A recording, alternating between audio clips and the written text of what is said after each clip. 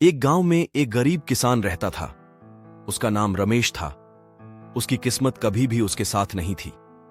जमीन में फसल उगाने के लिए पानी की कमी और बुरे मौसम की वजह से उसका किसान जीवन बहुत मुश्किल था। रमेश की पत्नी और बच्चों को भी उसकी मदद करने में कोई मदद नहीं कर सकते थे, क्योंकि गांव में सभी लोग गरीब थे। हर दिन रमेश सुबह उठकर अपने खेत में मेहनत करता था, लेकिन फिर भी उसकी फसल अच्छी नहीं होती थी। उसका मन कभी नहीं हारा था। वह हमेशा उम्मीद से भरा रहता था। एक दिन एक अनजान आदमी गांव में आया।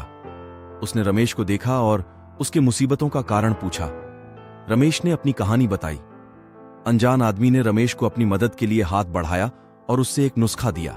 उसने कहा, तुम्हारी किस्मत बदलने के लिए तुम्हें सिर्फ मेहनत करने की जरूरत नहीं है, बल्कि सही दिशा में मेहनत करनी होगी। तुम्हें अपनी खेती के लिए बेहतर फसल लगाने के लिए कुछ नए तरीके अपनाने होंगे। रमेश ने उस आदमी की बात मान ली और उसके नुस्खों को अपनाया। उसने नए तरीके से खेती शुरू की और अपनी जमीन को बेहतर तरीके से इस्तेमाल करने का तरीका सीखा।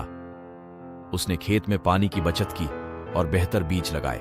कुछ ही महीनों में रमेश की मेहनत रंग लाई। उसकी फसल में सुधार आया और उसका मुनाफा भी बढ़ गया। उसने अपने बच्चों को अच्छी तालीम दिलवाई और उनका भविष्य बेहतर बनाने में मदद की।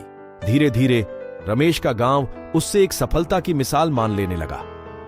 उसकी कहानी सुनकर दूसरे किसान भी उसके तरीकों को अपनाने लगे। रमेश की किस्मत चमक गई और वह एक अमीर किसान बन गया।